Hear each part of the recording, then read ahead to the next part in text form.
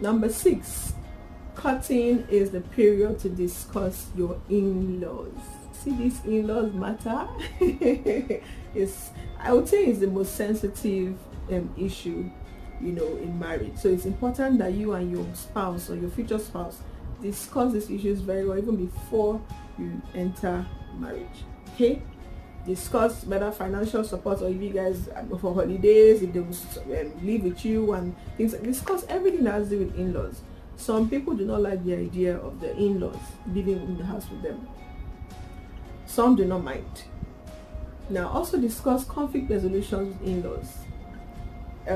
How issues will be resolved. For instance, how you protect your spouse, when issues arise. So, why am I saying this? I had a neighbor growing up that had his brothers and sisters living with him and his wife, and he would always fight with his wife because of his brother or his sister. Anytime his wife had an issue with them, he would take the side of his siblings. And for me, I felt that was a no-no. In fact, it's extremely a no-no. If you are married, you and your husband or you and your wife are now one.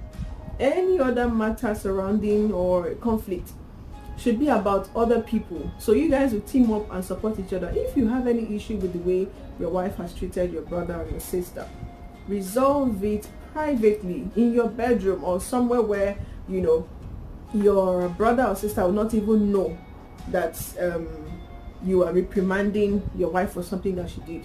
But as long as she is there, your brother, her in-law, make sure to take her side, because you people are one. It says, Bible says, what God has joined together, let no man put asunder. Not even issues or conflicts with her in-laws. Okay, so that's, it takes a lot of wisdom to do these things. It's not as if you're marrying a perfect person. The person might have some issues. Okay, so you saw these issues before you married the person. Okay, so it's important that you understand how to manage these issues, but do it without putting him or her down in front of her in-laws or his in-laws. Okay, so these are issues that you want to resolve before you guys get married. Ask your wife or your husband to be, when so and so issues arise, whose side will you be on? And you guys should discuss it. Why would you want to take your brother's side over your wife? Or why would you want to take, it's absolutely wrong.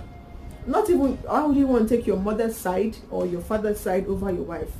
Don't forget, you and your wife have come together to be one. Every other person is an outsider. Your marriage, the peace of your marriage is more important. Your union with your wife is more important than whatever it is that you had or have with your siblings. You guys will be fine, but make sure that they respect your spouse. They respect and they will know that this is your standing, that this is what you will do. If there's any issue with your wife and your siblings, any of your siblings or your in-laws, whatever, make sure that you are on your spouse's side. Because trust me, these are issues that destroy marriage, that build resentment, that bring serious conflicts between your spouse, between spouses. Tell me, would you rather be divorced than put your brother or your sister where they are supposed to be? Choose one. Would you rather be with your wife, the person that you are vowed to spend forever with, for better or worse with, than putting your brother or your sister or whatever, her in-law or his in-law, over her or over him? Okay, so it's a very sensitive matter, and it's important that these issues are discussed before you guys set out or conclude that you guys want to be married. Okay, trust. Number 6, courtship gives you an opportunity to meet your spouses or partners, friends and family. Like I always say, show me your friends and you would, and I'll tell you who you are. Okay, so you want to know more about the man or the woman you're getting married to. Know her friends, get to meet her friends, get to meet her family. Know also how he or she behaves around their family. Okay, and will also help you even know, really, like what I talked about, your in-laws, and how conflicts and things to be resolved, how this person holds their in-laws, and how they place you where their in-laws are. I'll give you an example. I dated, I think this was not even dating anymore. Okay, we had dated briefly and we had moved to courting. We had not proposed, but we understood that, okay, we had passed the stage of dating. We are not even dating, we're actually courting. That's what we told ourselves, because we met in church and we just became friends. From friends, we said, okay, let's, start courting, let's get to know each other, let's visit our homes, let's, let family meet family and things like that. So, but it was first about me going to meet his family and him coming to know my family. So on one of the days we had chosen, it was a Sunday, and he had they were having like a baby dedication, his elder brother's the baby dedication, and I decided I was going to go that day so I could meet everybody, since everybody would be around. Now, he had told me a lot about his younger sister, how they're close, how sweet she is and everything. And I think she was the first person I met when she opened the door, and I was like, oh, so and so, me so and so, the lady, my fiance I'm telling you about. And then she goes, hi, and then she walks away. I'm like, okay. Then we entered the house, and I greeted his mom. Oh, how are you? And then the mom says, tells him, so and so person is around you. Now, the so and so person she was referring to was a lady that he had known right from when he was young, and she's a friend of the family, and both parents actually wanted them to be married. Okay, now I felt that was even very rude for you to say to him that, oh, so let me use an example. Maybe her name is Chioma, and you say, maybe his name is Ibukun. Chioma is around you. Almost like, who is this one that you have brought? Meanwhile, maybe he had not been telling his parents that, oh, I'm not interested in this person, I have somebody else.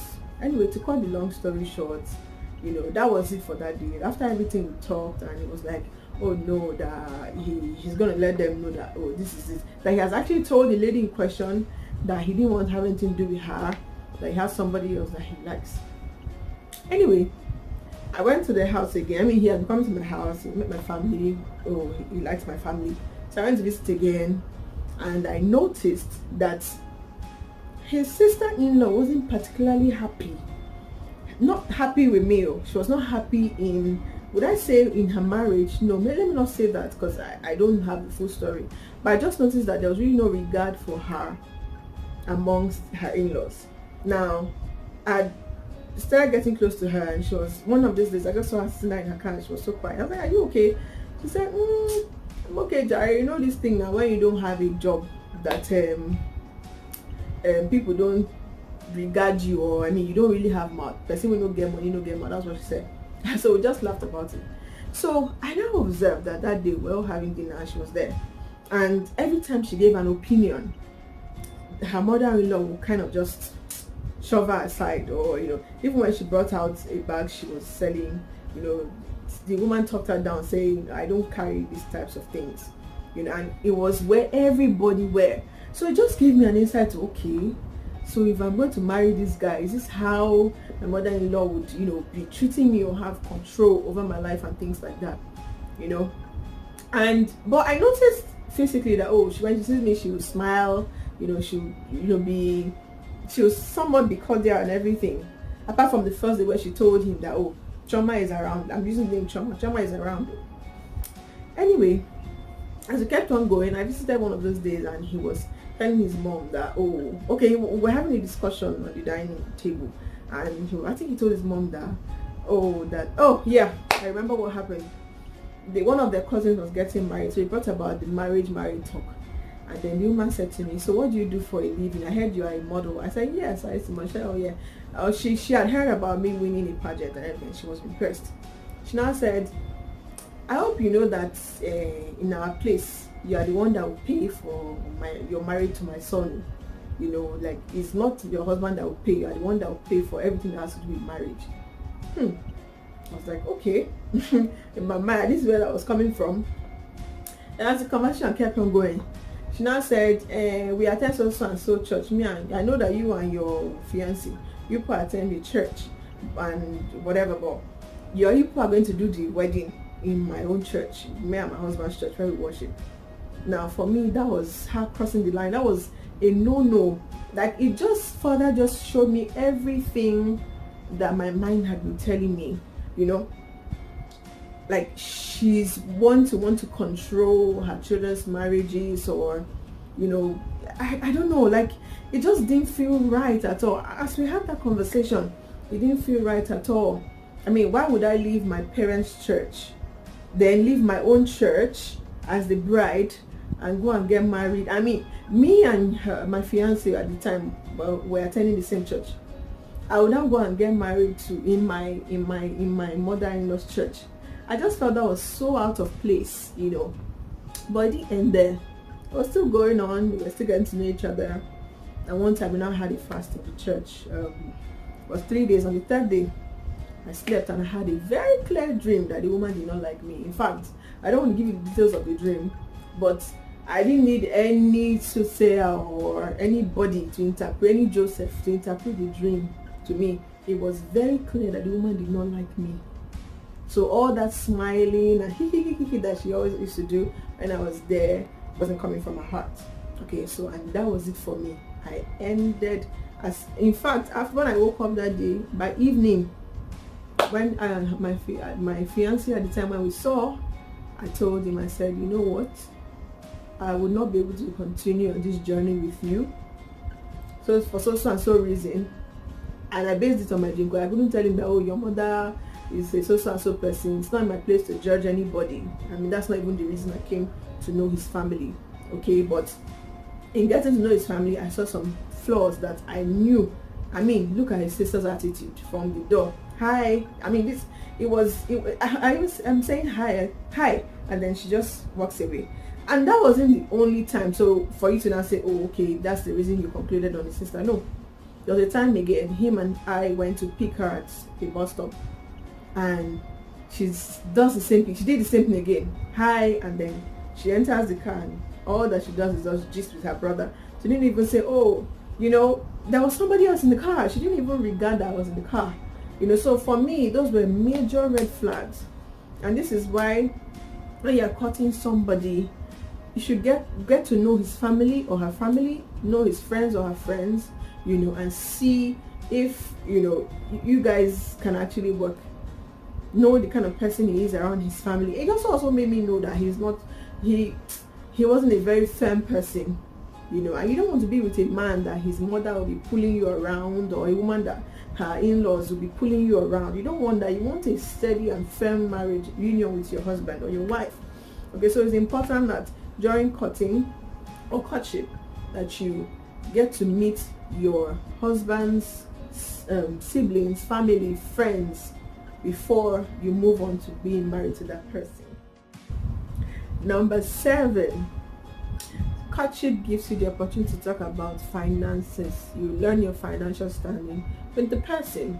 Okay, so now when you're courting somebody, always talk about finances. Don't even skip that part. Like I said before, now money they cause wahala for marriage. A lot of homes are broken just because of money. Okay, so it's important that you guys do not skip that part, that aspect. Talk about it. How do you want your finances to be shared? Do you want to do 50-50? Do you want to do 100%? Or, you know, talk about it. Also, it also gives you an opportunity to know how your spouse is with money. If they are financially responsible or irresponsible, or if they are only basic, if they are debt, if they are owing debt, or if they are not, or if they are the borrowing type. You know, that's what courtship does for you. It gives you time, it gives you enough. This is the period where you actually discuss these issues that border on money. Discuss everything that has to do with money. Okay. For instance, you might want to discuss issues about if you guys want to have a joint account, or who should handle the what's the word, like my husband does. He makes me handle the monies in the house. Okay, so he sends the money to whatever money he lets me control. I'm the one that brings out the money, but it's his money, but he will send them to me. I will manage the finances of the home, and that's because he has come to understand that I do it better. Okay, so these are issues that you want to discuss, especially when you begin to notice, you know, some flaws in someone that has to do with money. Discuss it and see how you guys can resolve it and have a peaceful marriage in the long run. Even issues that have to do with owning a company together. Okay, so if you want to, in long run, maybe you guys have an interest in a particular business, you might want to own the company together, be partners in that business. Discuss it. Not that you have issues like that in your mind and you don't talk about it, because they might cause issues in future.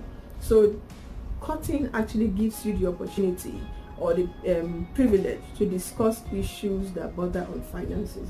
And trust me, it's extremely important. You guys should discuss it. Talk about your children's school fees. What kind of schools do you want them to go, and what you'll be able to afford? How plan your children's school fees. Talk about a lot of things, because this is someone you want to spend forever with.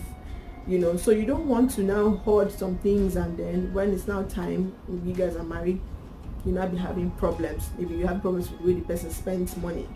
Talk about these things. Okay.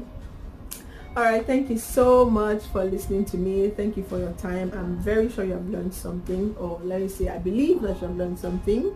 Okay, so I want to make this as interactive as possible. So if you have an idea or have thoughts on reasons to cut before marriage, you could share with me via my comment section, or DM me or WhatsApp me or whatever. And if you have issues that you want us to discuss about, or you want to discuss with me privately, you could also send me a DM. I'm open to chatting with you. The idea is for us to grow together. All right, so thank you once again for staying with me. I remain Grace Rena. See you next time.